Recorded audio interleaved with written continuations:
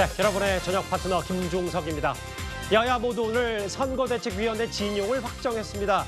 국민의힘은 나경원, 원희룡, 안철수 등 이 수도권 3인방이 한동훈 비대위원장을 적극 돕기로 했고요. 민주당은 이재명 대표의 이해찬, 김부겸 이 삼각편대로 통합을 강조했습니다. 저희가 이 소식을 하나하나 준비했습니다.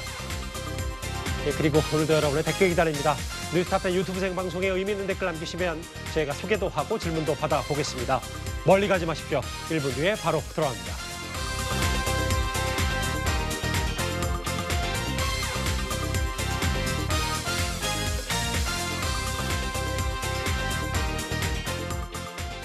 예, 오늘도 뉴스타파인 자랑하는 뉴스고수 네 분과 함께합니다.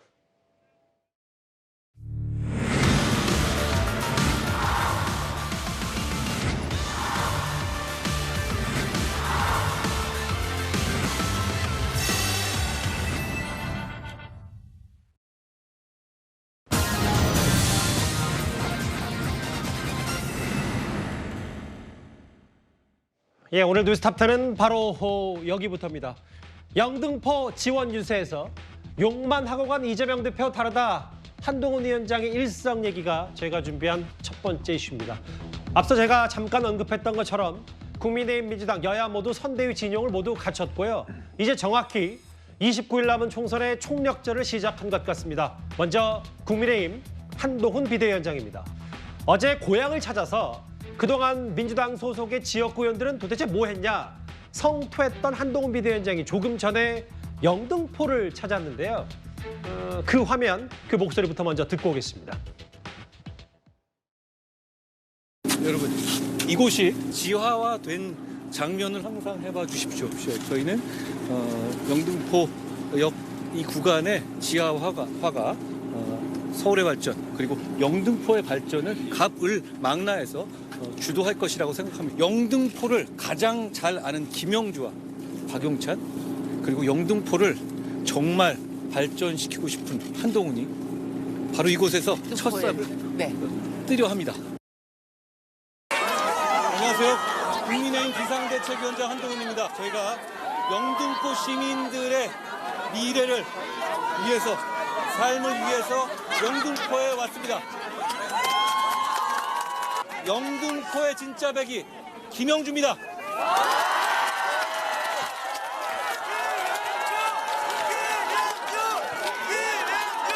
여러분, 우리 4월 10일 승리할 수 있죠? 방금 전에 한동훈 우리 비대위원장께서 경부선 지하화를 영등포에서 가장 먼저 첫 삽을 뜨겠다고 영등포에서 공언하고 있습니다. 저는 원래 김영주 의원을 잘 모릅니다. 그렇지만 제가 법무부 장관으로서 일하는 동안 당과 진영을 초월해서 합리적인 정치인을 한 명 봤습니다. 그게 바로 김영주였습니다. 저는 김영주 의원을 우리 국민의힘으로 모시기 위해서 우리가 잘해보자. 단 한마디였습니다. 저희는 더 말이 필요 없었습니다. 저희는 그 몇 시간 동안 식사하면서 이재명 대표 얘기는 안 했습니다.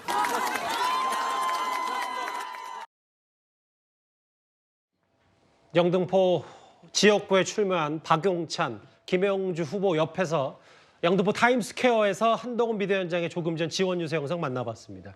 일단 하나하나 만나보기 전에 오늘 한동훈 비대위원장 일정은 영등포 찍고 이제 양천으로 이동해서 목동 가서 여러 지원 유세를 할 텐데 먼저 이현정 의원님. 네. 여기 오후 3시 철도 지하화 공약 관련 현장에서 여러 메시지를 냈다. 이재명 대표는 지난번에 와서 민주당 혹은 사천 논란에서 국민의힘 욕만 하고 왔는데 본인은 대안을 내놨다. 이런 걸 좀 강조한 것 같습니다.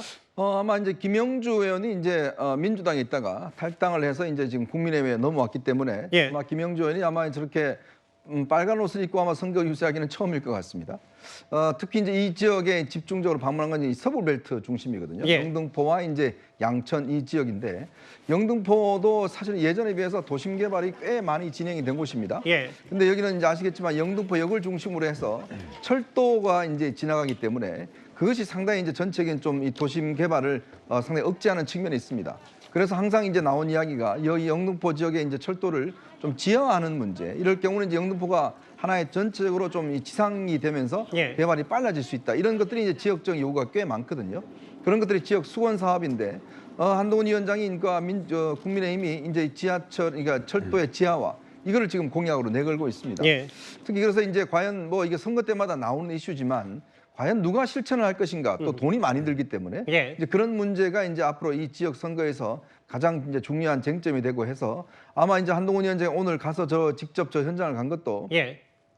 국민의힘은 합니다라는 이야기가 결국 이제 이런 어떤 공약들을 실제로 누가 실천할 수 있는가 이 부분을 이제 강조하기 위해서 간 것 같아요. 특히 이제 김영주 의원 같은 경우에 이제 국민의힘으로 왔기 때문에 좀 예. 힘도 또 실어주고 특히 이제 양천으로 넘어가서 거긴 또 구자룡 비대위원이 이제 신인이기 때문에 예. 함께 어떤 선거를 지원하기 위한 그런 어떤 활동들을 오늘 펼친 것 같습니다. 저렇게 영등포 역사 주변에서 철도 지하 문제를 얘기했고 최병무 의원님 이런 것 같아요. 사실은 이재명 대표가 먼저 영등포를 다녀갔어요, 지난주에. 근데 이제 영등포 현장에서 아마 긴급 기자회견도 저희가 기억이 나는데 이재명 대표가 영등포 뭐 현장 가서 얘기도 많이 했습니다만 이른바 권양엽 후보의 사천 논란이라든지 김영주 의원 건에 대해서 국민의힘에 반박하는 기자회견을 했기 때문에 아마 한동훈 위원장은 집권 여당으로서 우리는 한다. 지하한다. 욕만 하고 가는 이재명 대표가 다르다. 뭐 이런 얘기를 좀 집중 부각한 것 같고요. 그렇죠. 이재명 대표는 이제 야당 대표이기 때문에 야당 대표는 여당의 잘못을 지적하고 특히 이번에 이제 윤석열 정부 심판론 뭐 이런 걸 이재명 대표가 중점적으로 지금 얘기를 하고 있는 거 아니겠습니까? 그러니까 뭐 물론 역할이 달라요. 여당과 야당이. 그런데 이제 지금 한동훈 비대위원장이 하는 부분은 이제 사실은 지난번 대선 때 뭐 이재명은 합니다. 뭐 이런 그 구호가 있었잖아요. 그런데 지금은 이제 국민의힘이 합니다. 이렇게 되니까 예. 이제 그런 점에서 국민의힘이 여당이 됐다는 점을 이재명 대표의 과거 구호 슬로건과 이제 차별화해서 이제 영등포에서 지금 얘기를 하고 있는 부분이고요. 근데 이제 결국 그 이재명 대표는 이제 대선에서 패배를 했기 때문에 한다고 하고서 못한 것 아니냐 하는 이제 그런 거를 또 공격 포인트로 삼아서 예. 차별화 전략을 펼치고 있는 것인데 예. 이제 저런 부분에서는 이제 아마 유권자들도 그 여당과 야당의 차이는 상당히 그 인식하고 있을 걸로 저는 봅니다. 그래서 이제 한동훈 비대위원장은 주로 자 우리가 집권당이다 하는 점, 집권당 프리미엄이 있는 거거든요. 그런 부분을 중점적으로 유권자들한테 소구하고 있는 것이 아닌가 이렇게 보입니다. 그 지난주에 아마 그 이재명 대표가 긴급 기자회견을 자청해서 뭐 자막도 아까 나갈 텐데 권양엽 후보 김혜경 부인 김혜경 씨 비서 아니다. 저 얘기를 이제 영등포 지원 유세 긴급 기자회견 때도 했기 때문에 아마 한동훈 비대위원장도 나는 이재명 대표 와서 여러 비판만 했던 것과 다르고 영등포 지역 주민들에게 대안을 제시하는 집권 여당의 대표가 되겠다 아마 이런 걸 강조한 것 같습니다. 지금 분위기가 그래서 아마 슬로건 전쟁으로까지 번진 것 같은데요. 국민의힘은 합니다. 과거 이재명 대표 대선 시절 슬로건과 비슷하다는 평가에 대해서 여야 모두 이런 반응들을 내놨습니다. 민주당을 바꾸고 정치를 바꾸고 국민의 삶과 대한민국의 미래를 확실하게 바꿔놓겠습니다. 여기는 민주당 이재명이 하겠습니다. 감사합니다.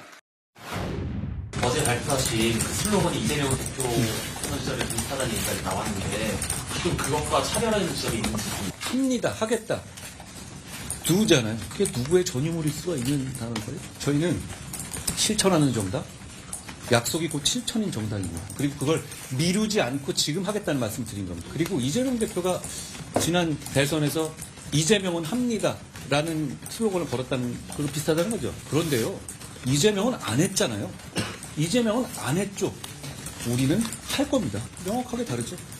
안 할 사람이 하겠다고 얘기해서 결국 안 한 것이고 우리는 그걸 지금 바로 하겠다고 말씀드리고 이미 실천을 시작했습니다. 합니다 전쟁. 이재명은 합니다. 지난 대선 때 이재명 캠프가 내걸었던 슬로건이었는데 오늘 한동훈 비대위원장 얘기는 누군가의 전유물일 수는 없고 이재명 대표는 안 했지만 우리는 한다. 그래서 아마 이런 슬로건 때문에 영등포 가서도 저런 지하 얘기를 했던 모양인데 한동훈 비대위원장이 상대당으로서 어떻게 평가하시겠어요? 예, 지금 생각해도 지난 대선 때 만들었던 이재명은 합니다. 이 슬로건 참 잘 만들었던 것 같습니다. 그때 당시에 국민의힘에서 굉장히 이 슬로건에 대해서 좀 부러워하지 않았나라는 생각이 좀 들 정도로 잘 만들었다고 생각합니다. 지금 그 한동훈 위원장께서 그 이재명은 한다고 했지만 안 했고 우리는 하겠다고 하시는데 저희는 안 한 게 아니라 못 한 겁니다. 저거는 공약으로 당선되면 새로운 대한민국을 이재명이 만들어내겠다라는 얘기를 한 것이고 예. 저희가 집권에 실패했기 때문에 못한 것이다라는 말씀 하나 드리고요. 지금 저 슬로건에 보시면 국민의힘이 지금 합니다 이렇게 말씀하시는데 예. 저는 좀 의아한 생각이 좀 들어요. 국민의힘이 지금 집권한 지 이제 1개월 차 아니지 않습니까? 예. 22개월 됐습니다. 여태 뭐 하다가 이제서야 하겠다고 하는지 저희는 좀 답답하다 이런 말씀 드리겠습니다. 뭐 반면 국민의힘에서는 여전히 의회 권력은 민주당이 갖고 있기 때문에 그것까지 의회 권력까지 국민의힘이 가져와야 제대로 할 수 있지 않냐 뭐 이런 얘기도 있으니까요. 제가 그 부분은 덧붙이도록 하겠습니다. 지금 합니다.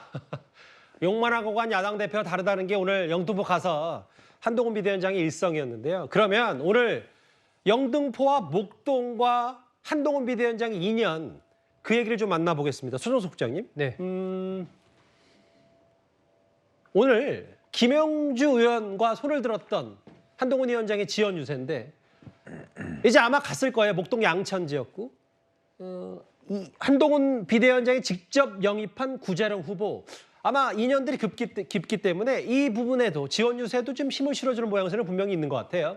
아무래도 이제 한동훈 위원장의 동선을 어떻게 짜느냐 이런 것이 아마 여러 가지 전략적인 고려들이 있겠죠. 그중에서 뭐 개인적인 부분들도 작용할 수 있고 전체적인 판세를 보는 시각도 엿볼 수 있는 것 아닌가 싶습니다. 일단 한동훈 위원장과 뭐 김영주 후보와는 뭐 개인적인 특별한 관계는 없죠. 국회에서 이제 법무장관으로 출석해서 답변하는 과정에서 이러저러한 만났을 때 좋은 인상을 가졌던 것 같고 그래서 아까도 이제 가장 합리적인 의원으로 기억한다 뭐 이런 얘기를 한동훈 위원장이 했기 때문에 김영주 의원이 탈당을 선언하고 나서 한번 잘해봅시다 이렇게 얘기하고 20일을 기다렸다는 거 아니겠습니까?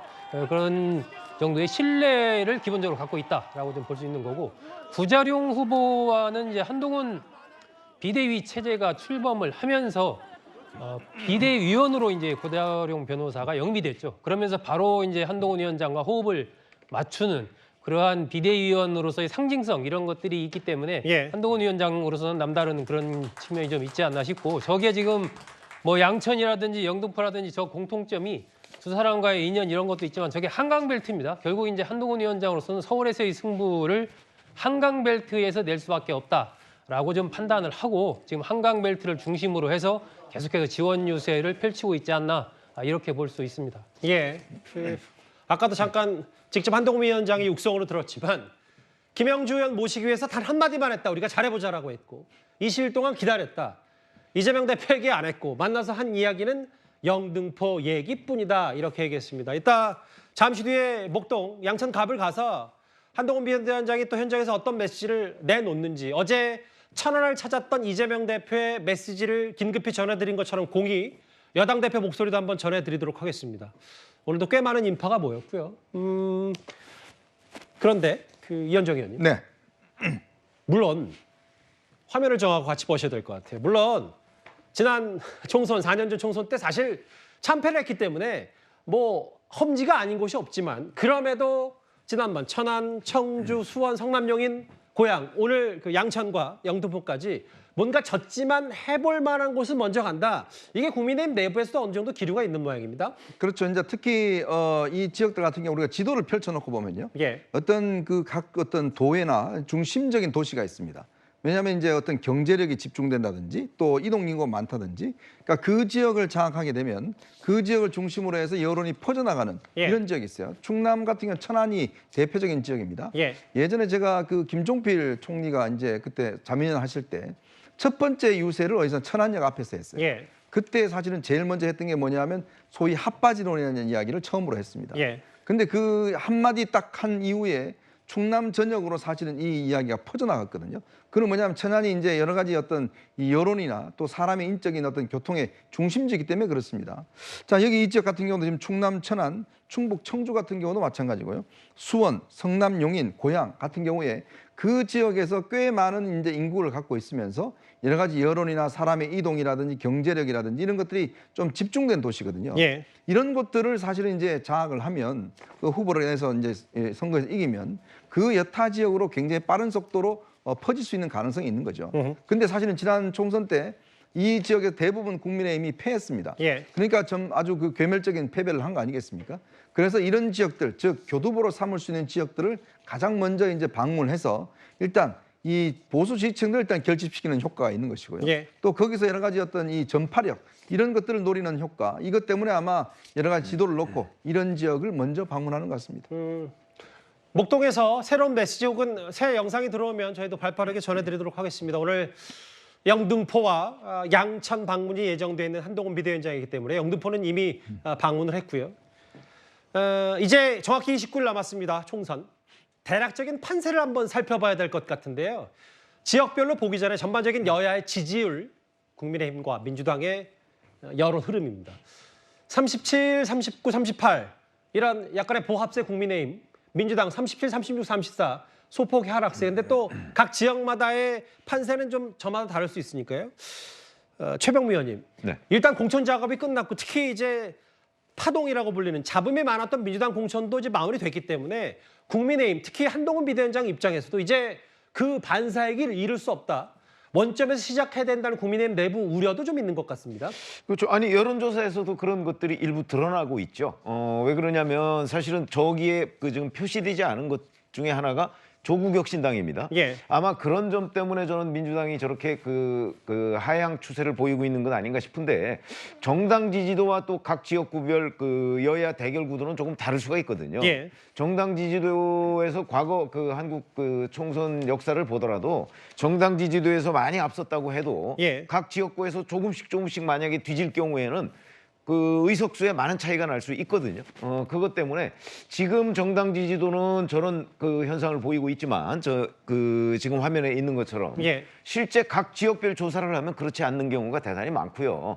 더군다나 민주당의 경우에는 4년 전에 워낙 많은 현역 의원을 배출을 했기 때문에 지금 현역 의원들의 인지도 측면에서 보면 국민의힘 후보와 비교가 안 돼요. 그런 점에서 구도상으로 보면 그 국민의힘이 결코 유리하지가 않다. 예. 그럼에도 불구하고 지금 한동훈 1인 그런 그 어떤 개인기 같은 데에 너무 좀 그 의존하고 있는 경향이 있는 거거든요. 예. 그래서 지금 국민의힘이 혹시 위기는 아닌가? 예. 한동훈 위원장의 개인적인 인기는 상당히 높지만 위기는 아닌가 하는 여러 가지 의구심이 여기저기서 지금 터져나오고 있어요. 예. 그런데도 뭐 오늘 선대위 같은 경우 보더라도 뭐 뚜렷하게 그 뭐 새로운 인물도 없고 뭔가 외연을 확장하려는 움직임 같은 것도 별로 보이지 않고 있다는 점. 이런 점들이 이제 한동훈 위원장 체제에 대해서 너무 안정 위주로 가는 것 아니냐 이런 이제 비판을 할 수 있는 지점이라고 저는 생각을 합니다. 밖에서 최병무 의원님 보셨을 때 뭔가 좀 위기, 첫 번째 위기 정도 아니냐. 혹은 국민의힘 내부에서도 뭔가 한동훈 비대위원장만 바라보지 말고 좀 더 뒷받침할 힘을 보태줄 사람들이 필요하다라는 공감대가 분명히 있었던 것 같아요. 그래서 오늘 국민의힘이 꺼내든 건 바로 1+4 체제, 1+4 체제입니다. 윤재영 원내대표, 원희룡 전 장관, 안철수 의원, 나경원 전 의원 4명이 공동 선대위원장을 맡기로 가닥을 잡았습니다.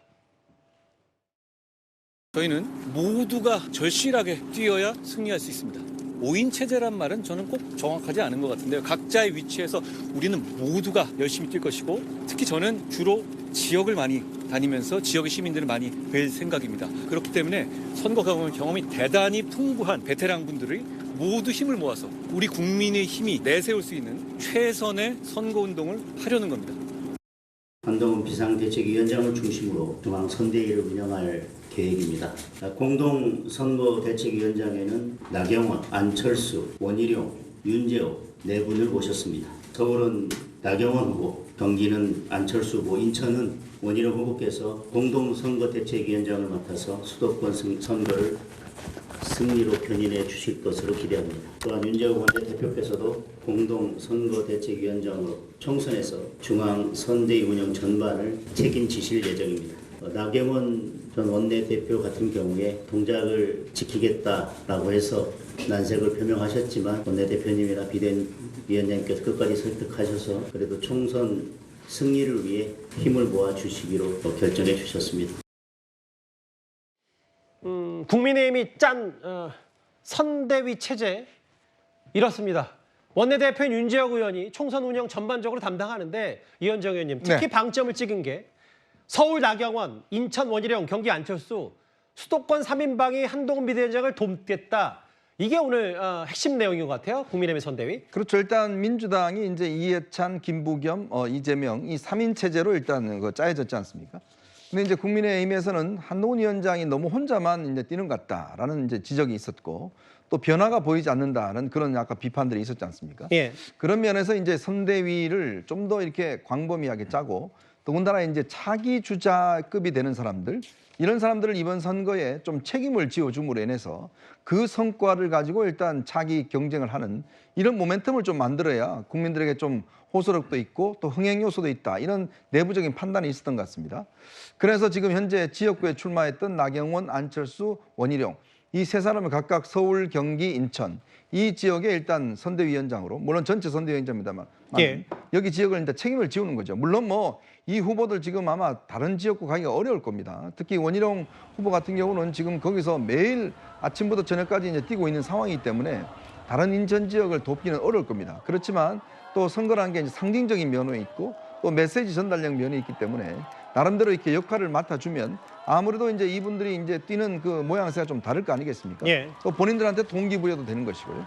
그래서 이제 한동훈 위원장이 총괄 선대위원장을 맡으면서 이제 본인은 출마하지 않기 때문에 또 국민의 미래도 담당해야 되니까 예. 전국을 커버한다 그러면 나머지 3명 같은 경우는 자기 지역을 넘어서 경기나 서울이나 인천 이 지역을 좀 담당을 맡겨서 이런 성과의 어떤 결과를 가지고 결국은 이제 선거 이후를 또 바라보는 그런 측면에도 또 있는 것 같습니다. 어쨌든 이현정 의원 말씀은 나경원, 원희룡, 안철수 세 사람도 본인 지역구에 어쨌든 올인해야 되기 때문에 쉽지 않지만 그럼에도 중요한 건 수도권이다. 이걸 국민의힘이 강조한 것 같기도 하고요. 그렇죠. 수도권에 이제 이 익숙한 인물들을 내세움으로 인해서 조금의 선거 흥행, 그다음에 이제 이 주자들의 어떤 좀 활발한 어떤 활동들 좀 기대하는 뭐 그런 어떤 다목적이 있는 것 같습니다. 그러면 4명의 이제 선대위 체제, 1+4 체제. 그동안 한동훈 비대위원장을 가리켜서 이 3명, 4명의 인물들은 이렇게 말한 적이 있습니다. 한번 그 목소리도 모아봤습니다. 이번 선거는 우리 국민의힘 입장으로서는 너무나 중요한 선거라고 생각을 합니다. 모두들 아시다시피 이번에 저희가 승리하지 못하면 실질적으로 저희 여당으로서 할 수 있는 일이 없다. 저와 국민의힘 한동훈 위원장과 우리 정부의 약속을 전하기 위해서 이 자리에 왔습니다. 누구는 허무맹랑한 공약을 하고 말로만 하지만 저희 국민의 힘은 진짜 합니다. 지역 발전을 저희들이 시키겠습니다. 정말 극단적인 진영 싸움, 팬덤 정치 이런 것들 때문에 정말 공공선이 훼손되지 않았습니까? 이런 상황에서 우리가 똘똘 뭉치고 정신을 바짝 차려야 된다. 선거가 이제 한 달 남짓 남았습니다. 집권 여당의 원내대표로서 걱정이 정말 많아서 잠을 제대로 못 이룰 정도입니다. 4명의 몇몇 목소리를 만나봤고요. 조금 전에 한 20분 정도 시간은 지연된 것 같은데 목동시장 상인회와 간담회, 한동훈 비대위원장 포함해서 저 지역에 출사표 던진 구자령 변호사, 구자령 후보와 함께 상인 간담회를 진행할 예정이고 그 이후에 저 목동 전통시장을 찾아서 아마 시민들도 만나고 호흡할 것 같습니다. 양천에서의 행보 얘기도 좀 만나봤고요. 다시 현장 받고 스튜디오 들어오겠습니다. 소정숙 장님, 네.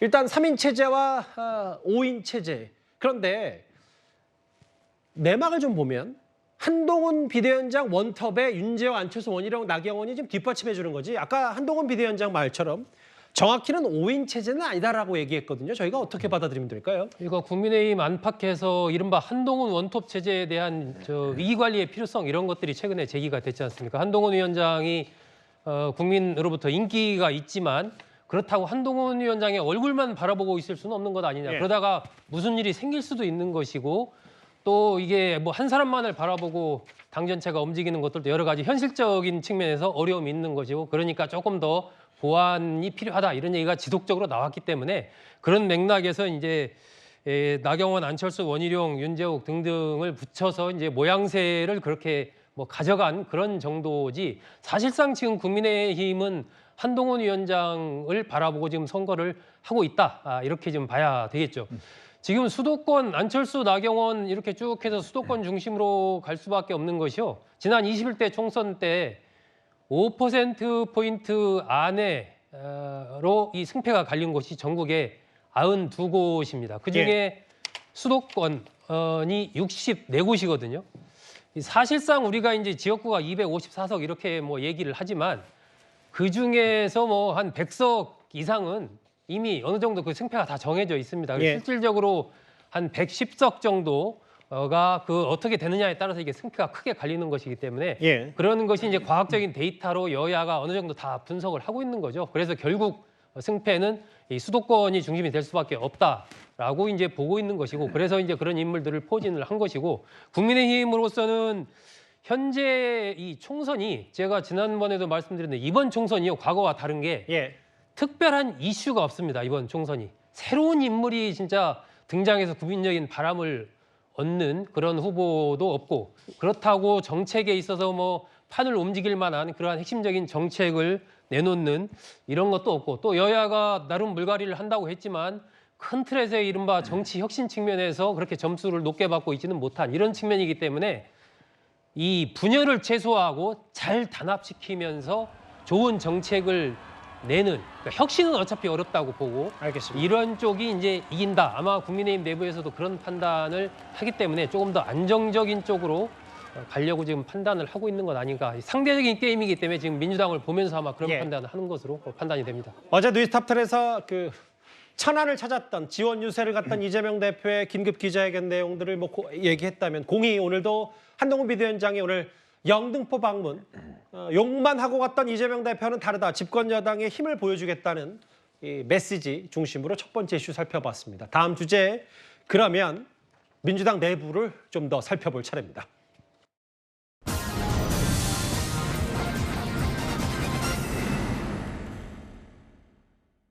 이번 민주당 경선 과정 최고 관심 지역이었습니다.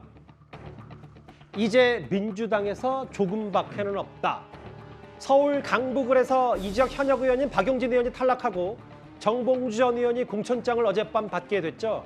하위 평가를 받았던 박광원, 윤영찬, 김한정 의원 등이 경선에서 줄줄이 탈락한 셈이고 오늘 국민의힘에서는 이게 비명 행사가 완성됐다면서 비판을 했습니다. 통합하는 민주당을 만들겠습니다. 공정하고 합리적이고 민주적인 당 운영을 위해서 우리 박용진 후보도 공천 걱정하지 않는 그런 당 확실하게 만들겠습니다. 어쨌든 국민들 보시기에 공정치 못하다. 왜 박용진은 30m 뒤에서 출발시키냐. 그 이유를 아무도 모르는 거잖아요. 저도 모르고 아무도 안 가르쳐주고. 비명 행사라고 하는 언론의 비판에 또 한 사례를 더하느냐. 민주당의 비명 행사 공천이 박용진 의원의 경선 탈락으로 대미를 장식했습니다. 강경 지지 세력의 압력에 굴하지 않고 합리적인 목소리를 내온 박용진 의원이 감점을 받은 끝에 경선에 탈락한 사실은 민주당의 공천이 친명 패권 공천 그 자체임을 증명합니다. 국민의힘에서는 비명 행사에 대미를 장식했다고까지 비판을 했어요. 화면을 보면 제가 먼저 설명을 해드리겠습니다. 꼴찌 점수들 받았던 비교적 하위 평가를 받았던 사람들 중에 김영주, 설훈, 박영수, 홍영표는 당을 뛰쳐나갔고요.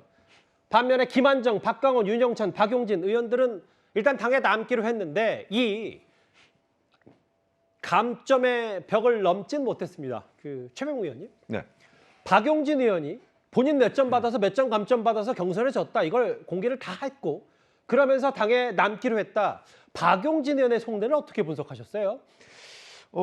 어차피 경선에서 졌기 때문에 그것도 이제 결선 투표에서 졌는데 저렇게 되면 그 지역구에서는 출마할 수가 없어요. 예. 물론 뭐 다른 지역으로 또 뭐 그 이재명 대표가 공천 줄 것 같지도 않고 그렇다고 해서 지금 뭐 그 운신의 폭이 거의 없다. 이렇게 본다면 박용진 의원으로서는 당에 남는 것 외에 다른 것이 없는 그 선택의 여지가 없는 것이고 저는 그냥 일종의 뭐 분노가 치밀지만 그 달리 어떻게 그 방법이 없다. 그래서 이제 이 당에 남는 것으로 보고 이제 차후를 도모한다. 뭐 이런 아마 생각일 텐데 뭐 차후가 있을지 없을지 뭐 그건 이제 본인이 어떻게 하느냐에 달려 있죠. 예. 그러나 저 이제 강북이라는 지역이 워낙 민주당 초강세 지역이기 때문에 저 지역에서 과연 그 지금 저 이제 박용진 의원이 공개한 저 점수가 맞는다면 그래도 정봉주 의원이 꽤 많이 박용진 현역 의원에 육박을 했다.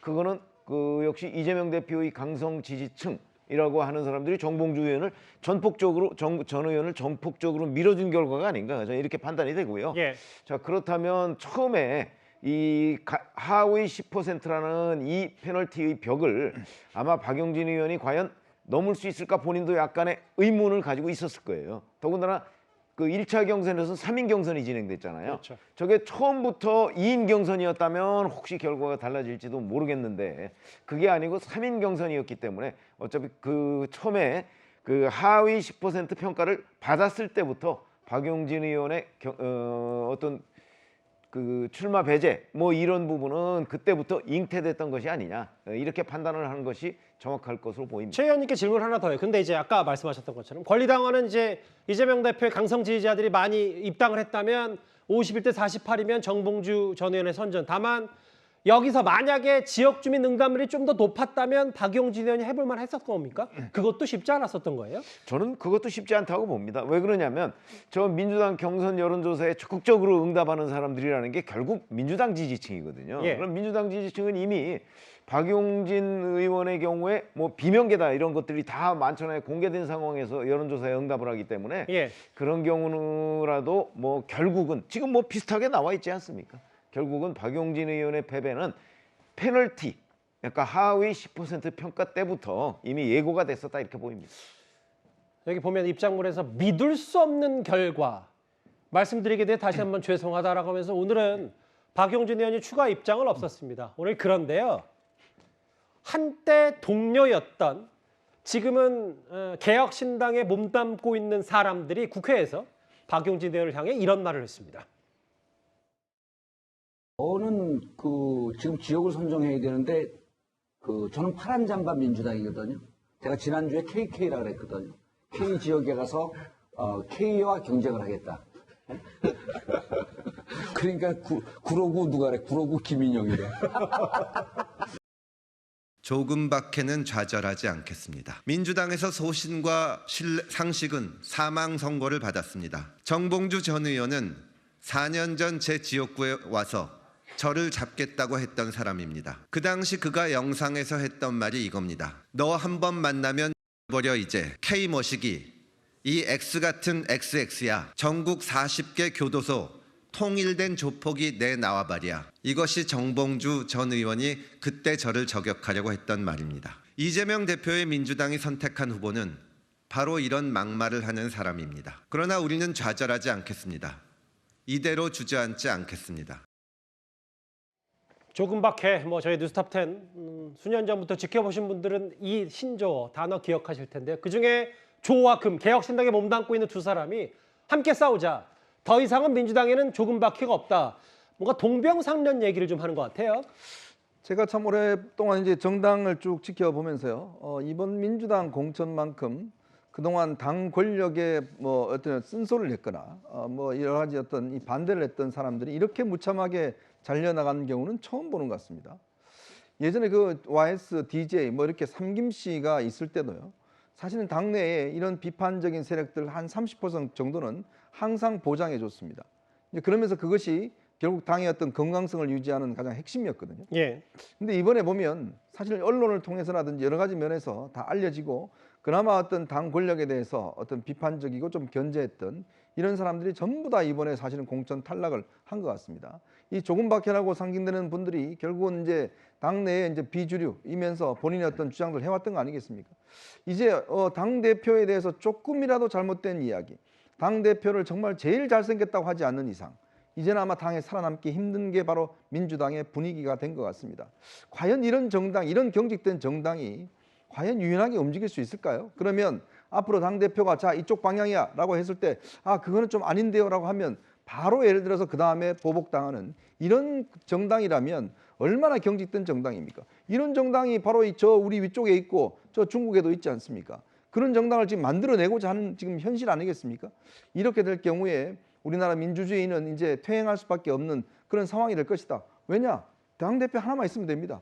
의원들 필요 없어요. 다들 왜냐하면 거수기이기 때문에 거기서 뭐 토론 필요 없습니다. 그냥 가. 그러면 거기 가고 만약 안 가면 전부 다 잘리는 이런 상황이 된 거죠. 얼마 전에 김남국 의원 그 코인 관련해서 그 비판했던 8명의 청년 정치인들 이번에 한 명도 공천을 받지 못했습니다. 이게 바로 우리나라 지금 정당의 현실입니다. 그 이른바 코인 논란 비판했던 청년 정치인들 얘기는 저희가 뒤에 좀 더 준비했으니까 자세하게 좀 더 논평을 나눠보기로 하고 김준욱 대변인 물론 뭐 조금박해 조응천 의원과 금태섭 전 의원이 개혁신당 오래는 메시지 때문에 이례적으로 국회에서 기자회견을 열었을 수도 있어요. 다만 정봉주 전 의원 과거에 금태섭 지역구에 이른바 표적 출마해서 논란이 있었다면 또 한 번 이게 친 이재명 당의 결정판 아니냐는 지적에 대해서는 어떻게 판단하시겠어요?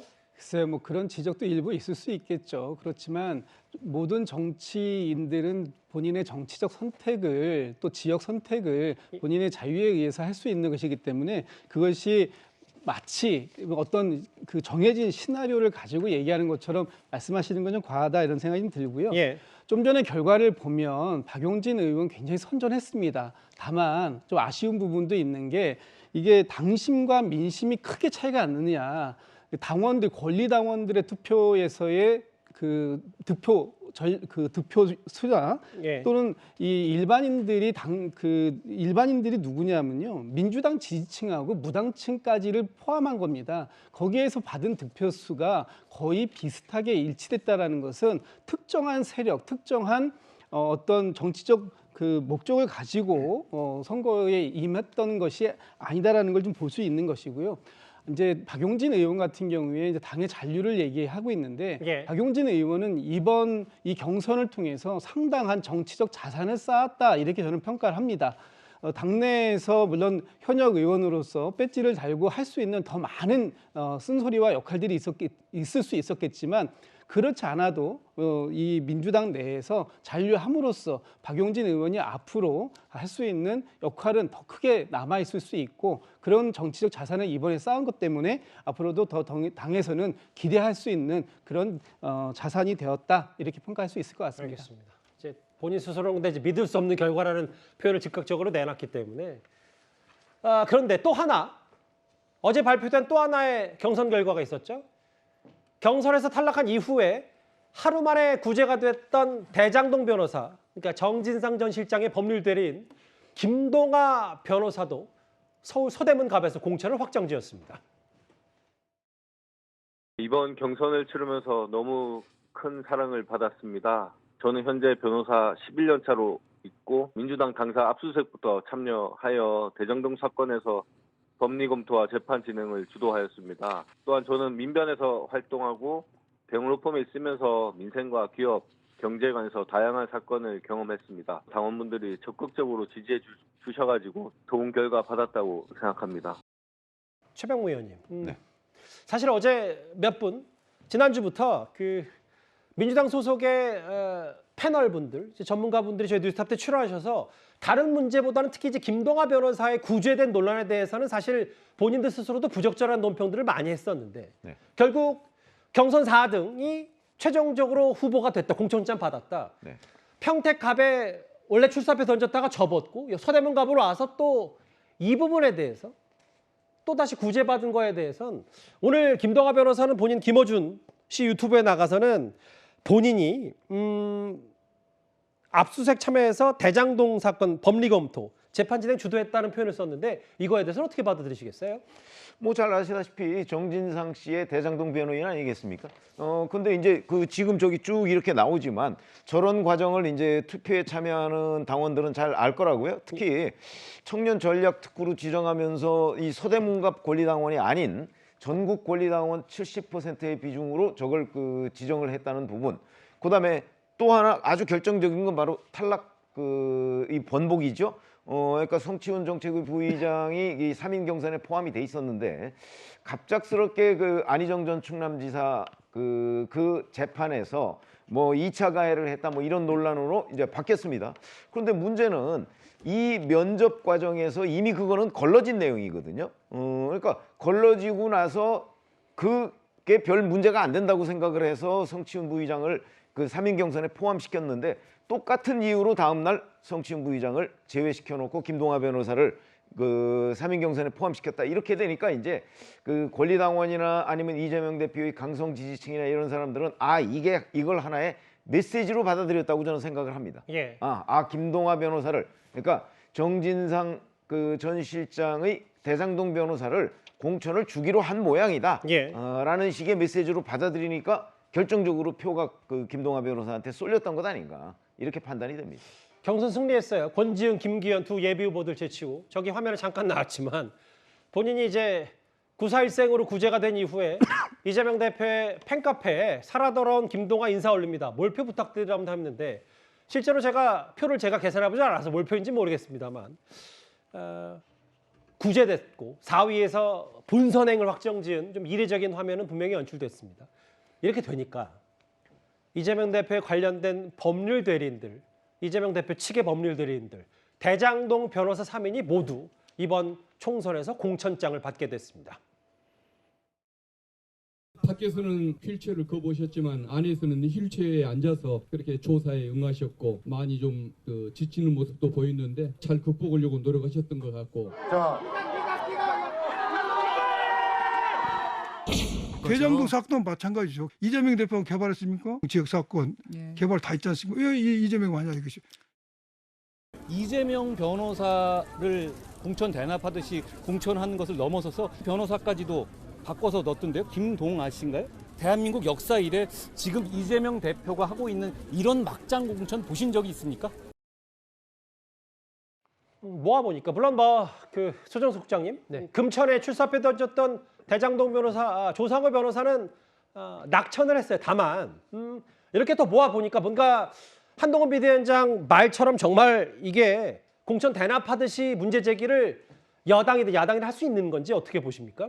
그러니까 뭐 다양한 측면 중에서 이제 그 측면에 주목해서 본다면 그걸 이렇게 하나로 묶으면 여기도 있고 여기도 있고 여기도 있으니까 결국 전체적으로 다 이 대장동 관련해서 이재명 대표나 정진상 전 실장 등등 아니면 법률 대응을 전체적으로 총괄했던 여러 가지 변호사들 전부 다 이른바 이 대장동 변호사들은 공천을 다 받았네 이렇게 뭐 얘기할 수 있는 여지가 있죠. 충분히 그렇게 되기까지 막후에서 이제 그것을 전략적으로 의식적으로 그렇게 공천을 했는가 이것은 알 수가 없죠. 알 수가 없지만 드러난 현상을 보고서 보면 여기도 변호하던 분이고 여기는 또 정진상 실장 변호하던 분이고 뭐 이렇게 되면은 이게 상당히 지금 현재 이재명 대표가 공천하는 부분에서 이런 것을 좀 의식했던 것 아닌가, 뭔가 그것이 작용한 것 아닌가 이렇게 이제 추측하고 분석하는 뭐 그렇게 볼 수 있는 부분이 있는 거죠. 결국 이번 민주당의 공천에서의 핵심 중에 하나는 그러니까 지난 총선 21대 총선에서 180석을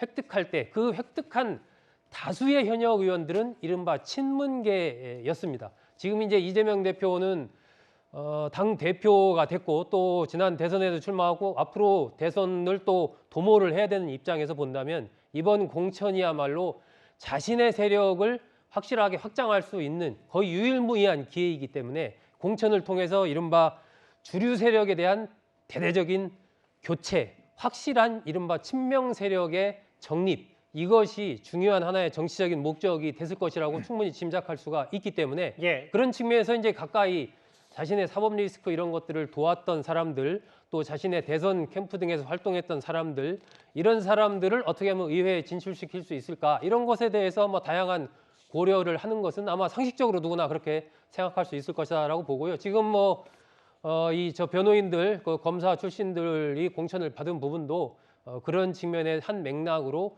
볼 수 있지 않나 하는 생각이 듭니다. 그 김동관 변호사 같은 청년 정치인들 얘기가 나와서 하는 말인데요. 아까 이현정 의원께서 잠시 언급했던 과거 김남국 의원의 코인 논란이 최초로 불거졌을 때 당 내부에서 꽤 쓴소리를 많이 했고 비판했었던 청년 정치인들의 면면이 있습니다.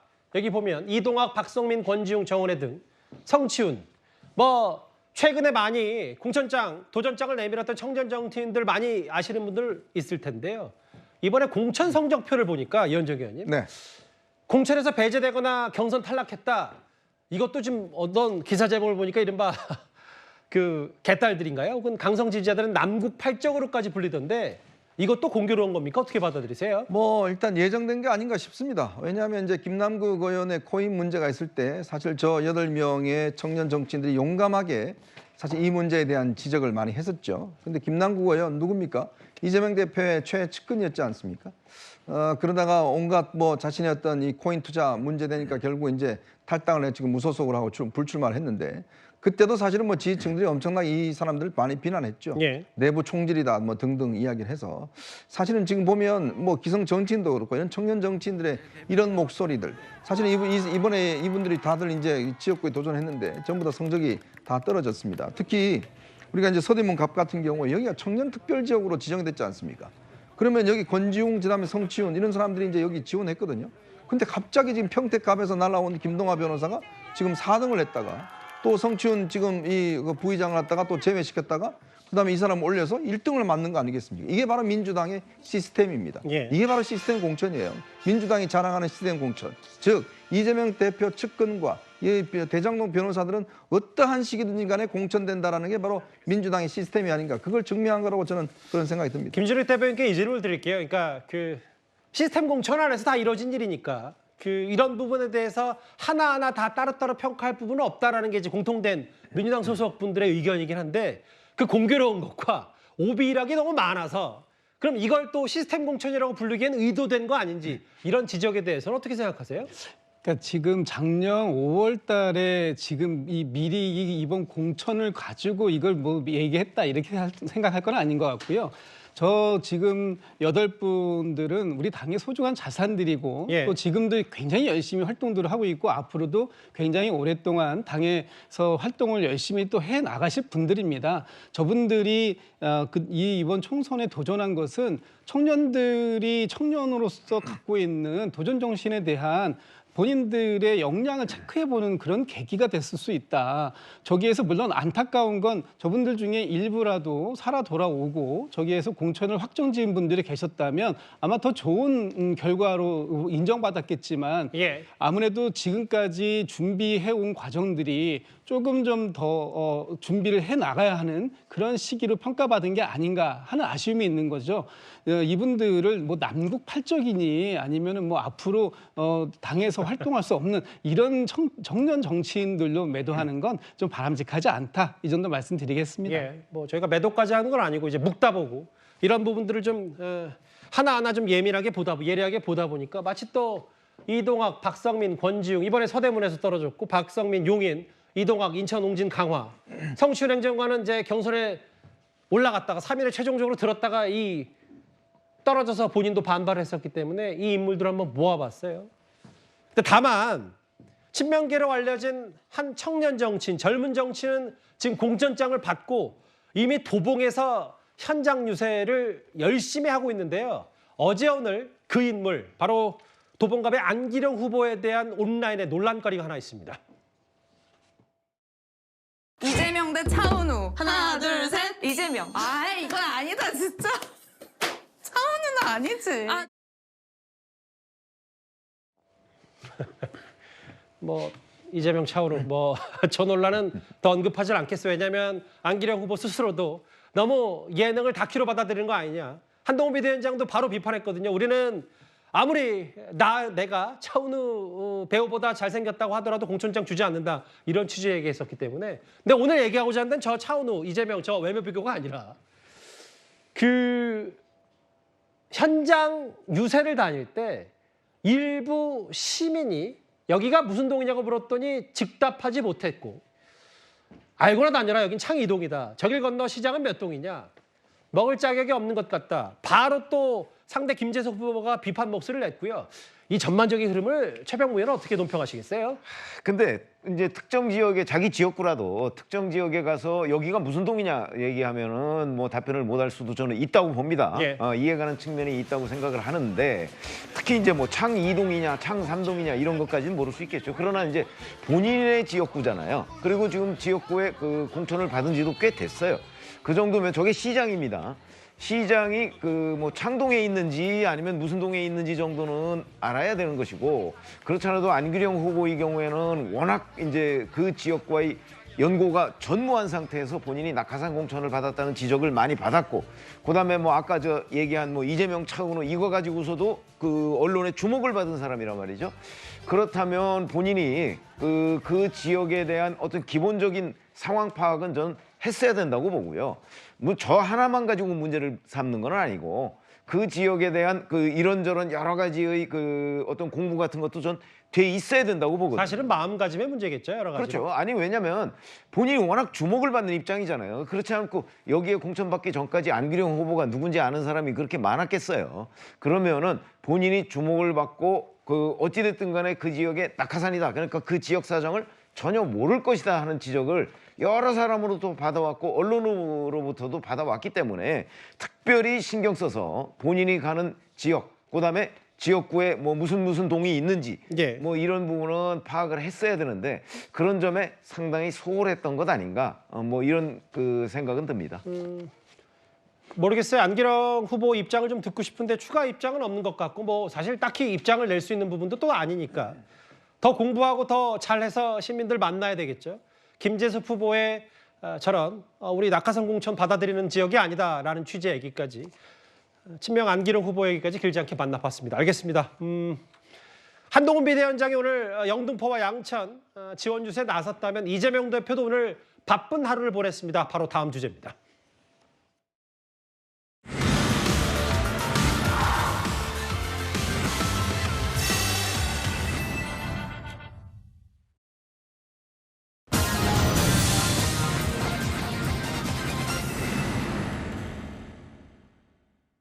한동훈 위원장과 마찬가지로 1초를 1분같이 쓰고 있는 바로 민주당 이재명 대표. 그런데 오늘 오전에 본인의 대장동 의혹 재판이 있었습니다.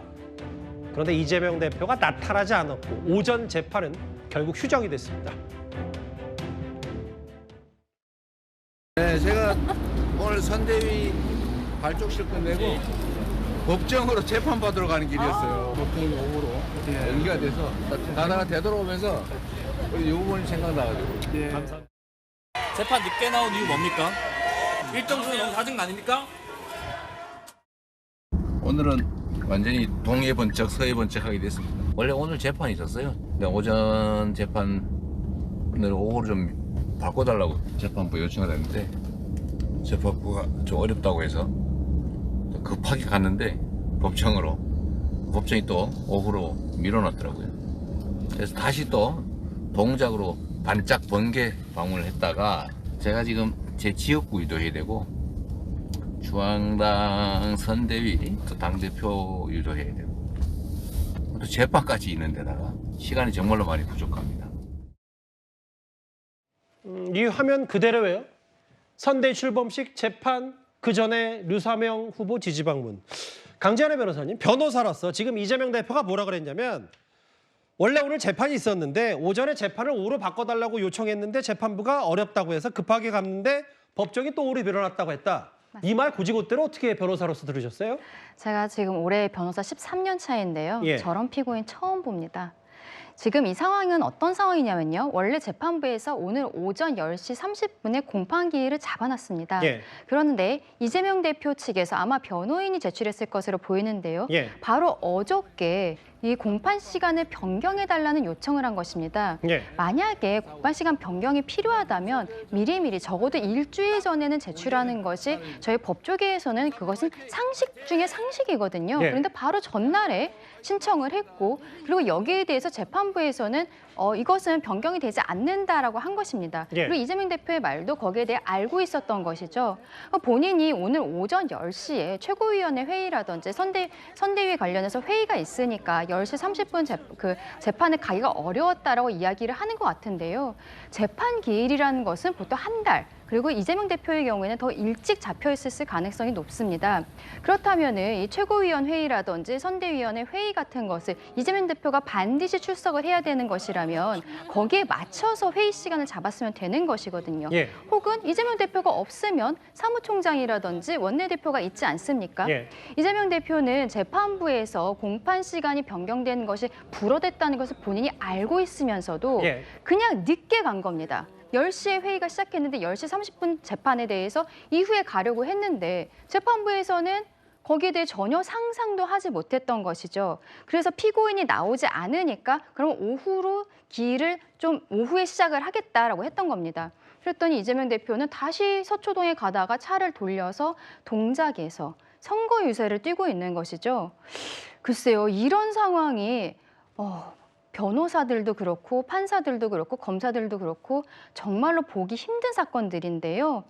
이런 것들에 대해서 국민들께서 어떻게 보실지 참 저는 굉장히 궁금하고요. 이러한 것들을 하고 있는 이재명 대표가 얼마나 법정을 우습게 보고 있는지 정말 다시 한번 지적하고 싶습니다. 다시 한번 좀 변호사님. 재판장은 이렇게 얘기했어요. 기일을 오후로 변경하면 이렇게 많은 분들이 안 나와도 됐을 것 같은데 이재명 대표 없으니까 재판 안 되니까 휴정하자. 그래서 오후 1시 30분에 재판정안에서 이 대표가 이런 얘기를 했어요. 재판 일정에 늦어서 죄송하다라고 했는데 15분 만에 끝이 났다. 물론 제1야당의 당대표 혹은 정치인, 특혜 이런 걸 떠나서 근데 만약에 일반 시민이 이런 경우는 상상도 할 수 없다고 하셨으니까 어느 정도의 재판장이 약간의 페널티라든지 혹은 재판 과정에서 불이익을 줄 수가 있는 거예요? 이렇게 사전에 얘기가 없이 출석을 하지 않는 경우, 이건 무단으로 불출석을 한 것이거든요. 그런 경우에는 법원에서 과태료를 부과할 수는 있습니다.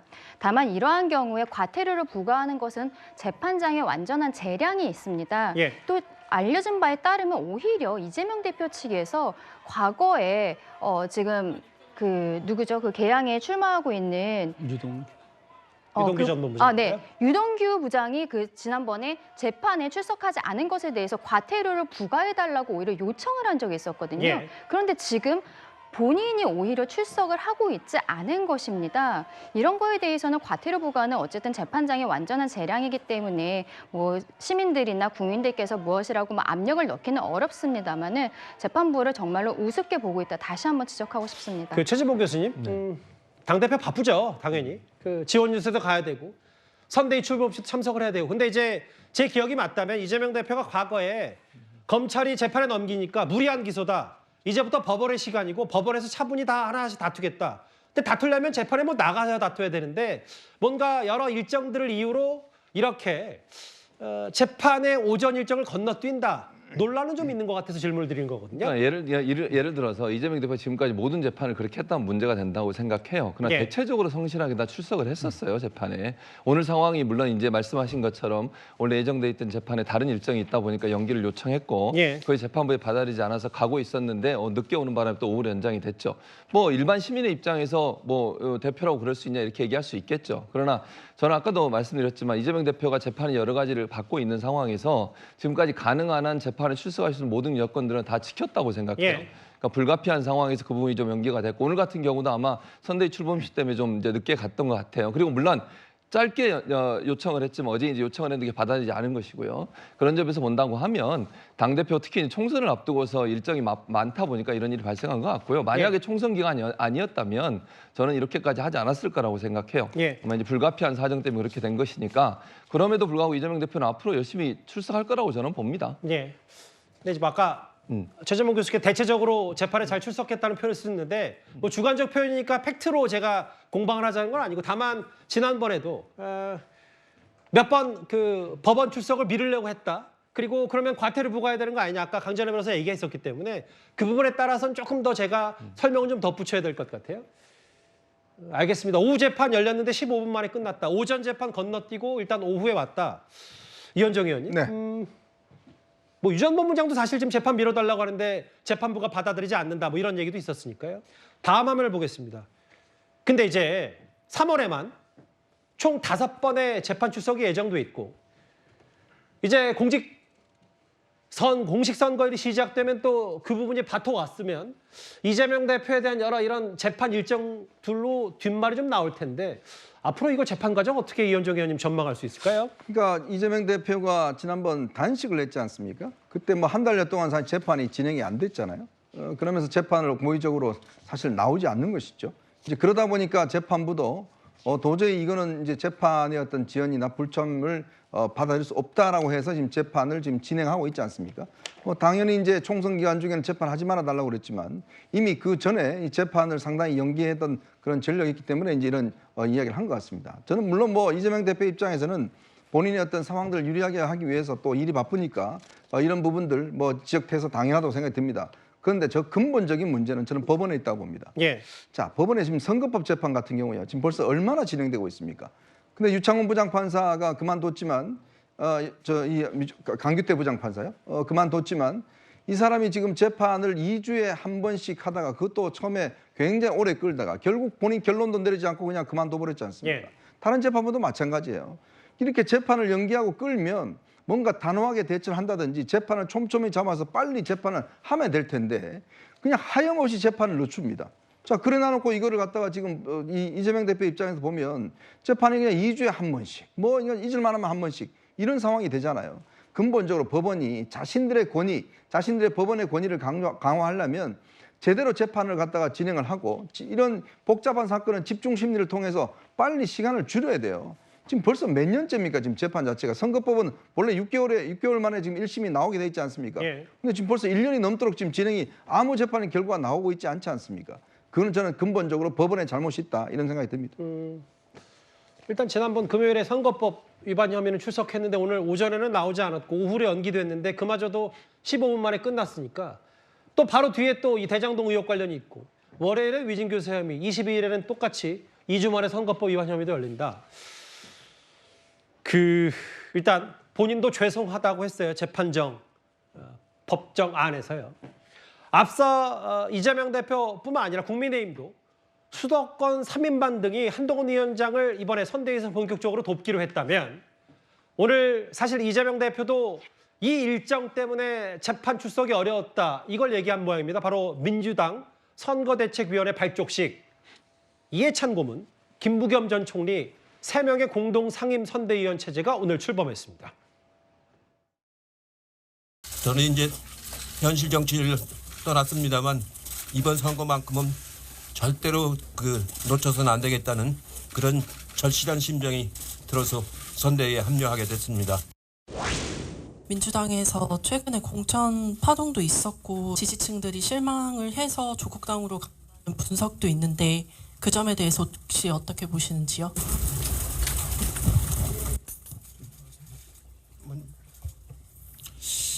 예, 뭐 글쎄 이제 그동안 여러 언론들께서 열심히 보도해 주신 덕분에 국민과 당원들이 조금 많이 실망하시고 또 화가 나 계시는 것도 사실인 것 같습니다. 그동안 하여튼 저희들에게 여러 가지 회초리를 때리는 심정으로 아마 그런 여론조사의 결과가 나온 게 아닌가 그렇게 받아들이고 싶습니다. 오늘 저 목소리를 보니까 김진욱 대변인, 김부겸 전 총리, 이해찬 고문, 이재명 대표 삼각편대 3인 체제다. 근데 김부겸 전 총리도 물론 입장문을 냈었으니까 이른바 공천 파동이라고 해서 화가 나신 분들도 있다. 그래서 통합이 중요하다. 이런 부분을 좀 강조하는 것 같아요. 네. 지금 이번 이 선대위가 저는 뭐 잘 구성됐다고 봅니다. 왜냐하면 그동안의 이 선거 경험, 노하우가 굉장히 많으신 분들이 노련하게 선거를 지휘할 수 있는 그런 시스템을 좀 만들었다고 보여지고요. 예. 또 하나는 김부겸 총리께서도 일전에 공천 과정에서 우려의 목소리를 좀 내신 적이 있습니다. 그렇지만 이제는 친명, 친노, 비명 뭐 이런 거 다 없애자, 다 내려놓고 이제 민주당이라는 이름 하나 가지고 이 선거를 치러내자 이런 말씀들을 지금 하고 계시거든요. 저는 뭐 굉장히 단합된 모습으로 이제 앞으로 갈 수 있을 거라고 보이고요. 물론 이제 여기 3인 선대위원장 체제에는 들어있지는 않지만 임종석 실장 같은 경우에도 여전히 뭐 그 지금 이재명 대표도 합류를 요청하고 있었고요. 또 김부겸 총리께서도 같이 계속 설득해 나간다고 하는데 저는 뭐 그 임종석 실장까지도 다 같이 모여서 용광로를 구성할 수 있는 용광로 선대위 구성할 수 있는 그런 단계로 넘어갈 수 있지 않을까라는 기대감을 여전히 갖고 있습니다. 예, 용광로 선대위 얘기는 또 오랜만에 듣는데요. 이제 매년 또 여야 할 것 없이 많이 나오는 단어이기도 한데 강지연 변호사님. 근데 이제 임종석 전 실장 얘기를 김진욱 대변인께서 언급을 하셨으니까 본인은 뭐 백의종교를 하겠다, 당을 위해서 열심히 뛰겠다고 했는데 일단 직함은 맞지 않았고 이걸 두고도 물론 뭐 이광재, 박강원, 안민석 뭐 이런 분들이 공동 선대위장을 맡았으니까 통합이라고 하는데 임 전 실장에 대한 얘기는 또 뒷말이 나올 수도 있는 겁니까? 어떻게 보세요? 근데 사실은 저는 임 전 실장이 본인이 고사했다고는 하지만 이렇게 상임 공동선대위원장을 할 정도의 급인지는 조금 의문이 있는 부분도 있습니다. 왜냐하면 총리급들이 지금 하고 있는데 임종석 실장은 이번 총선 과정에서 공천파동으로 조금 더 몸값이 올라갔다고 봐야지 여기서 선대위원장을 할 정도의 위치는 저는 좀 아니라고 생각을 하는데요. 저는 좀 임종석 실장이 저런 자리를 받지 않은 것은 본인이 앞으로 친문 계열의 인사들이 선거를 하는데 현장을 본인이 찾아가서 그것을 도와주겠다는 의미가 아닐까라고 생각을 하고 있습니다.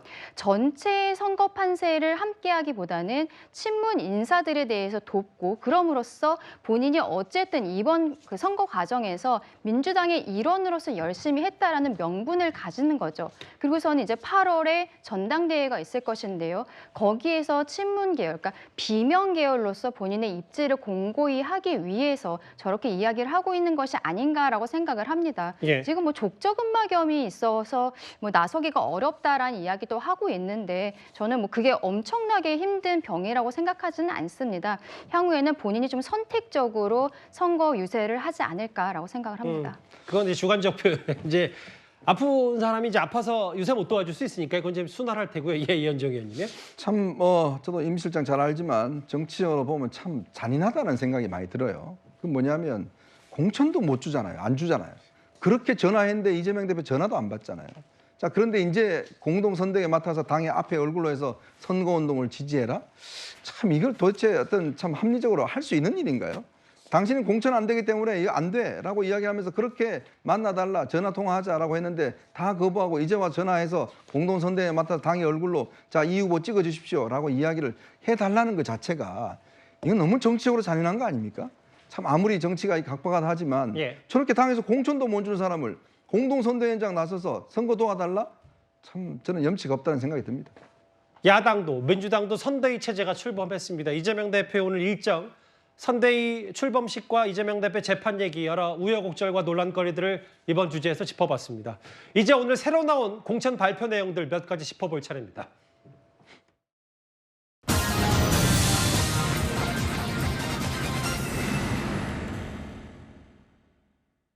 이제 여야 공천 발표 몇 곳 안 남았습니다. 보시는 제목 그대로 경기도 하남갑입니다. 이 맞대결 글쎄요. 저 같은 관전자 입장에서는 꽤 흥미로운 지역구가 됐습니다.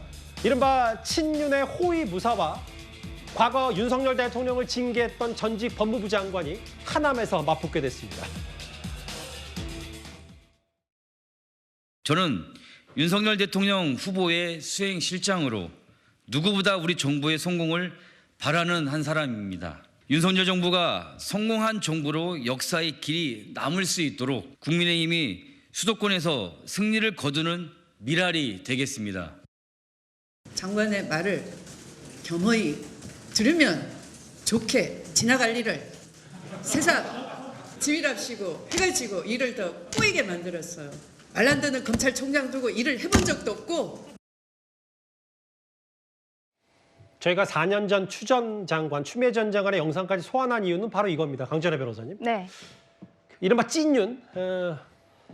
윤 대통령의 측근 중에 한 명인 이용 의원이 오늘 하남 공천장을 받았는데 이렇게 되면은 추전 장관과 맞붙게 된다. 이게 여러모로 국민의힘에서도 좀 의미가 있는 겁니까? 글쎄요, 지금 이용 의원의 경우에는 친윤 인사로 분류는 되고 있습니다만 정치적으로 입지가 많이 높은 사람은 아닙니다. 예. 왜냐하면 비례대표로 들어왔고 그리고 이번에 재선을 도전하고 있는 것이거든요. 예. 반면 지금 추미애 장관 같은 경우에는 고민정 의원의 지역구였던 광진을에서 5번을 그 의원을 했습니다. 이번에 6선을 도전하고 있는 것입니다. 사실 이러한 체급을 봤을 때는 추미애 전 장관이 이용 의원과 함께 붙는다는 것이 어떻게 보면 추다르크라는 별명에 맞지 않는 좀 부끄러운 어떤 이런 정쟁이 되지 않을까라고 저는 생각을 하고 있는데요. 여기에 있어서 추미애 장관이 가게 된 하남 부분에 한번 다시 보면은요. 지난 21대 총선에서는 물론 지금 하남이 갑과 을로 나눠지긴 했습니다만 예. 나눠지기 전에 민주당 현역 의원이 17% 차이로 이긴 부분입니다. 그런데 추미애 장관을 저기에 이명박 공관위원장이 공천을 주면서 굉장한 험지라고 표현을 했어요. 예. 굉장한 험지라고 보기에는 좀 쉽지 않을 것 같고 그렇게 보기는 어려울 것 같고요. 다만 이 상황에서 추미애 장관 입장에서는 이 이용 의원에게 졌을 때 본인이 입게 되는 그런 정치적인 타격은 굉장할 것이라고 생각을 합니다. 지난 21대 총선에서 17% 차이로 민주당에서 이겼던 지역이고요. 예. 거기에 대해서 지금 재선에 도전하고 있는 아무리 친윤이라고 해도 의원에 대해서 본인은 6선에 도전을 하고 있는데 예. 추미애 장관 입장에서는 반드시 이겨야 되고 지게 되면은 여기에서는 정계에서 거의 은퇴를 해야 되는 상황이 되지 않을까라고 생각합니다. 갑자기 지면 은퇴하라고 시키시는 것도 아니고 무슨 논평인지는 알겠어요. 그만큼 비례대표 출신의 이용 의원의 이제 첫 지역구 도전장이기 때문에 근데 이제 사실 이런 부분 때문에 아마 강전의 변호사가 여러 추 전 장관의 이런 얘기들을 지적한 것 같은데 최진봉 교수님 지금 여기 하남은 물론 지역구 조정이 있었지만 민주당 현역 의원의 지역구였고 지난 대선 당시에는 근소하게 이재명 대표가 승리한 곳 그러면 추 전 장관이 물론 뭐 상대가 이용 의원인 걸 알고 가지는 않았겠지만 하남갑이 본인이 주장하는 험지는 아니지 않느냐 뭐 이런 해석 때문에 제가 질문을 이렇게 드리는 거거든요. 근데 사실은 이제 이번 두 사람의 경쟁, 그러니까 두 사람의 어떤 이번 선거의 경쟁은 선명성이 분명해졌어요. 그러니까 윤석열 대통령의 수행실장을 했던 대선 기간에 수행실장을 했던 이용 의원과 추미애 전 장관은 윤석열 정권에 맞서 싸운 분이잖아요. 그러면 결국은 정권 심판이냐 아니면 정권에 대한 유지를 통해서 힘을 실어주냐 이 두 개의 싸움이라고 저는 보여지거든요. 그래서 저는 이번 선거의 가장 결정적인 하나의 축소판이 될 수 있다. 그러니까 추미애라고 하는 후보가 갖고 있는 이미지와 이용이라는 후보가 갖고 있는 이미지가 너무 반대로 그러니까 지금 현재 양측에서 주장하는 예를 들면 국민의힘에서는 정권의 힘을 실어줘야 된다고 주장을 한다고 하고 있고 민주당에서는 정권 심판해야 한다고 얘기하고 있잖아요. 이 둘의 대결판이 되기 때문에 이번 선거는 결국 프레임 싸움이 될 거라고 저는 봅니다. 그러니까 두 사람이 갖고 있는 정치적인 어떤 경륜 이런 것도 중요하겠지만 결국은 윤석열 정권에 대한 심판을 해야 되느냐 아니면 현 정부의 힘을 실어줘야 되느냐 이 두 개의 싸움이 이 하남에서의 대결로 축소판으로 나오지 않을까 그렇게 생각을 하고 있습니다. 이현정 의원님, 근데 이제 오늘 이용 의원이 하남 공천 받았다는 것 발표 외에도 하태경 의원 그 해운대갑에서 뭔가 중진들 수도권 도전해달라 차출론에 의해서 올라왔고 처음에는 애초에 뭐 종로 나간다고 했다가 이제 중성동으로 지역구를 옮겼는데 이해운 전 의원에게 졌어요? 이 정도 결과 예상하셨습니까? 저는 전혀 예상을 못했습니다. 의외의 결과였던 것 같습니다. 원래 1차 경선에 3명이 붙었지 않습니까? 이영 전 장관을 비롯해서 그때는 아마 하태경 의원이 상당한 차이로 일단 이긴 것 같습니다. 하태경 의원이 본인이 밝혀놓은 것에 따르면 꽤 표차가 많이 났던 걸로 알고 있어요. 근데 이제 50%가 안 되기 때문에 이제 결선을 한 거거든요. 근데 이제 결선에서는 결국 이제 전체 투표에서는 이겼지만 이 이해운의 여성 가산점을 5% 받았습니다. 자, 그러다 보니까 굉장히 근소한 차이로 이제 하태경 의원이 이제 패한 것으로 나오는 것이거든요. 그래서 아마 하태경 의원도 지금 구체적인 수치를 당 지도부에 일단 공개해 줄 것을 요청하고 있는 것 같습니다. 왜냐하면 1차 때 지금 1차 경선 이해운 의원 지금 보시면 29.7%를 얻었는데 2차에서는 저렇게 49%나 얻었던 것에 대한 이제 이게 좀 본인은 납득하기 어렵다. 이런 측면에서 아마 이제 구체적인 수치를 하는 것 같고 특히 하태경 의원은 이제 본인이 해운대 지역구를 하고 서울로 올라와서 종로를 갔다가 결국 종로에서 이제 다시 옮겼는데 예. 이렇게 이제 지금 경선에 떨어지다 보니까 본인 충격도 상당히 큰 것 같고 글쎄요 여기 이제 사실은 어려운 지역입니다. 지금 박성준 의원이 이제 여기 있는 지역인데 과연 본선 경쟁이 어떻게 될지 그런 부분이 좀 관심이 있는 그런 상황 같습니다. 예, 맞습니다. 하태경 의원 경선의 원데이터, 그러니까 아예 어떻게 경선이 치러졌는지를 요구했고, 이용 의원 하남갑 그리고 중성동의 이해운 전 의원이 공천을 받았는데 여기 하태경 의원의 반발, 하태경 의원이 또 어떤 얘기를 할지도 저희가 이 공천 막바지 과정 잘 지켜봐야 되겠죠. 그런데 사실 이 발표 말고도 국민의힘이 어제 오늘 발칵 뒤집힌 사건이 하나 있었습니다. 충북 보은과 옥천 등이 지역구인 박덕흠 의원이 당으로부터 엄중 경고를 받았습니다. 바로 이것 때문입니다. 여기는 우리 모두가 국민의 사랑을 받고 선택을 받기 위해서 절실하게 뛰고 있습니다. 그런 행태를 보이면 절대로 안 됩니다. 그런 문제는 국민을 위해서 정말로 일하고 싶어하고 정말 좋은 일을 하고 싶어하는 많은 사람들의 길을 꺾습니다.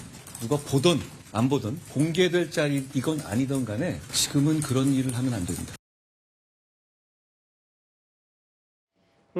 이른바 글쎄요. 저도 뉴스탑10 오래 지향했지만 저런 사진은 저도 이례적으로 처음 보는데, 물론 뭐 아무리 지지자들 혹은 박덕흠 의원이 이런 돌발 행동을 할지 몰랐다라고 정중히 사과를 하긴 했지만, 총선은 아직 29일 남았는데 4선 박덕흠이라고 해서 당선 파티한 부분에 대해서 한동훈 비대위원장이 그런 행태 절대 안 된다, 엄중 공고했다. 어떻게 받아들이셔요, 김준욱 대변인님? 매우 부적절한 거죠. 사실 박덕흠 의원님 같은 경우에 2020년도에 국토교통위원을 할 당시에 피감기관의 관급공사를 몰아주기 수주한 의혹 때문에 당을 탈당했다가 복당한 전력이 있지 않습니까? 그런데 지금 지역에서 저런 지지자들 모임을 하시고 거기에 또 공무원도 또 합석을 했다고 해요. 그리고 그 공무원이 그 당선 이런 얘기도 하고 굉장히 부적절하고요. 그리고 저분 같은 경우에 저 지역이 지금 출마하면 당선되는 그런 지역일진 모르겠습니다만 소위 험지, 격전지에서 하루하루 정말 열심히 뛰고 있는 그런 동료들에게도 저건 예의가 아니고 지역 유권자들에게도 절대 예의가 아니다. 그래서 저런 상황들에 대해서 당연히 경고 정도가 아니라 저는 이 정도 사안이면 후보 교체까지도 염두에 봐야 되는 거 아닌가 할 정도로 굉장히 부적절한 행동이었다. 처신을 잘해야 되는데 저런 처신은 어려운 상황이 될 것이다. 이렇게 예상됩니다. 더 낫고 겸손한 자세로 선거에 임할 것이. 다만 저 당선 파티 케이크 사진이 돌아다니면서 글쎄요, 박덕흠 의원에 대한 논란거리, 국민의힘 한동훈 비대위원장도 직접 공개적인 자리에서 경고를 했습니다. 이 얘기는 핵심 내용만 짚어봤습니다. 제3지대 얘기가 꽤 뜨거운 이유는 바로 이 정당의 최근 여론의 흐름, 상승세 때문일 텐데요. 바로 다음 주제에서 이 정당 만나보겠습니다.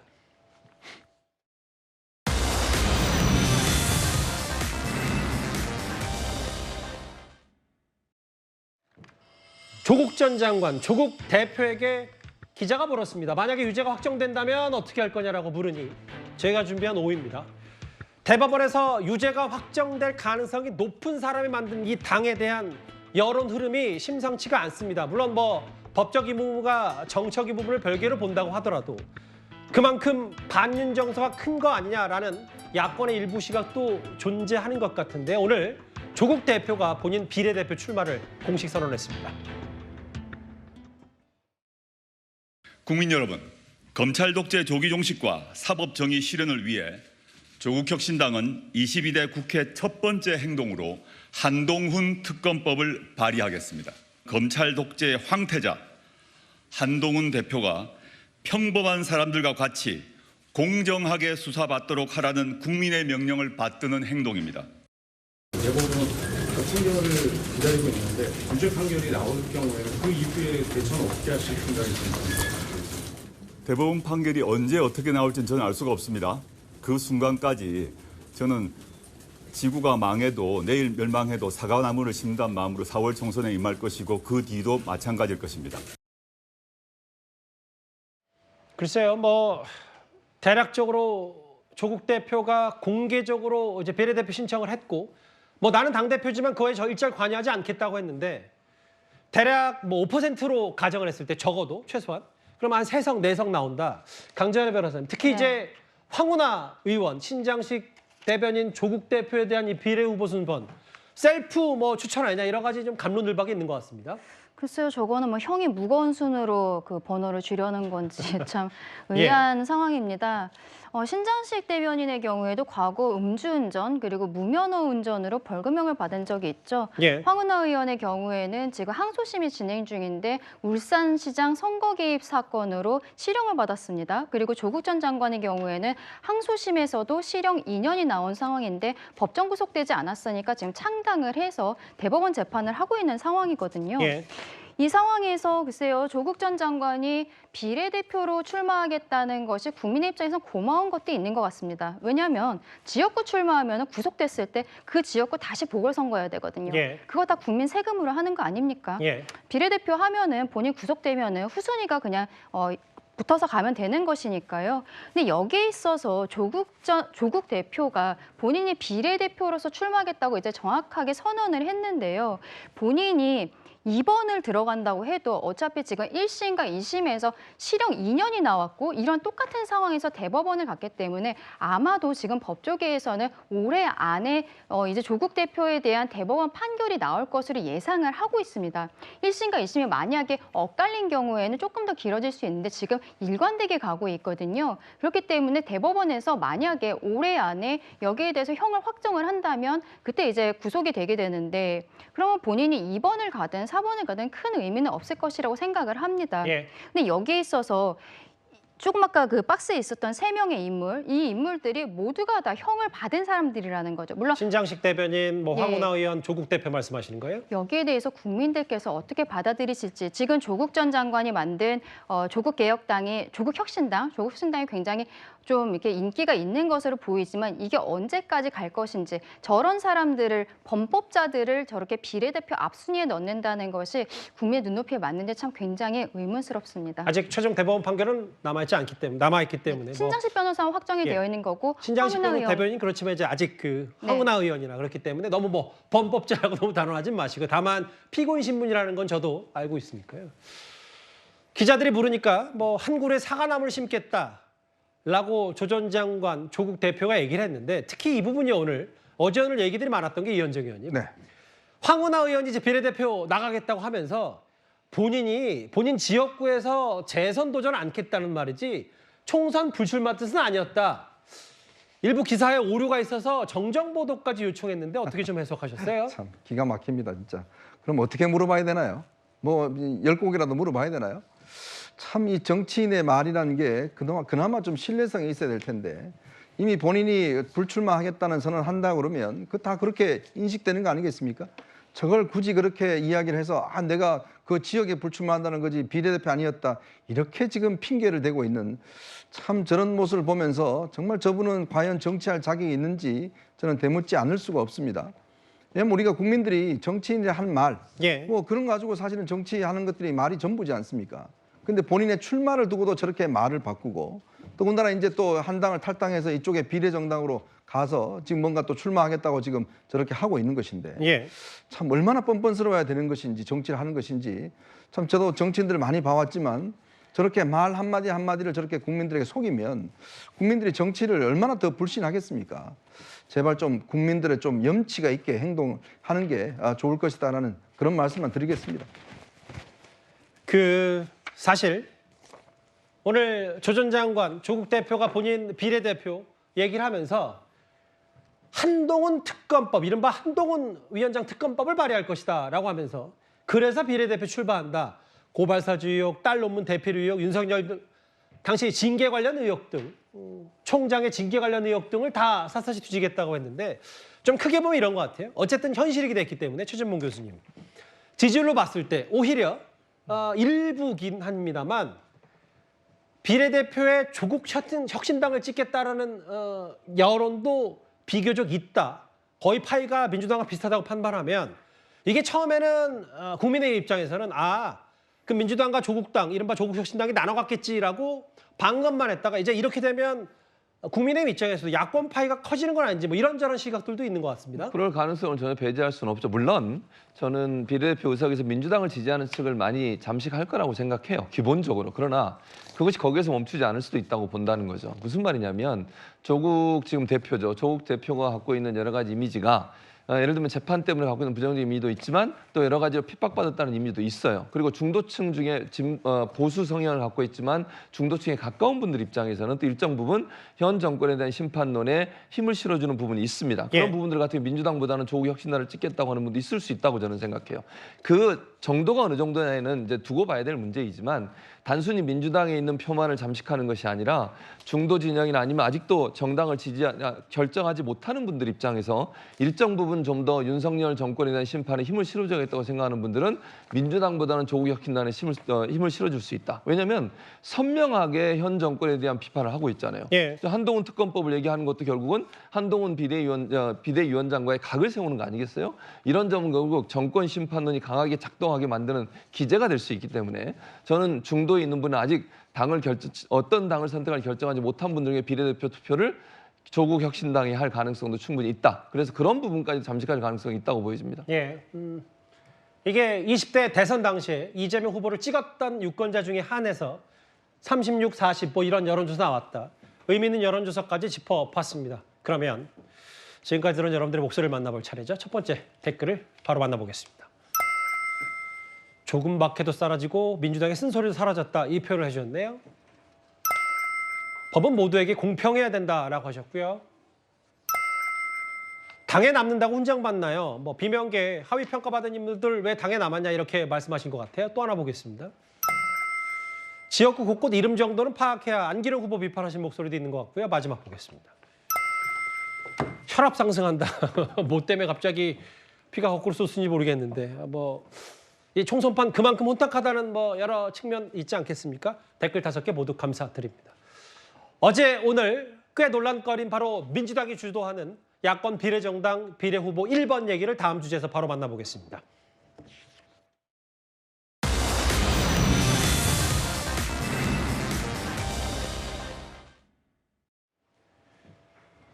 민주당 야권 비례정당의 1번으로 추천됐던 전지혜 씨가 결국 반미 전력 논란 끝에 오늘 오후 점심쯤에 자진 사퇴했습니다.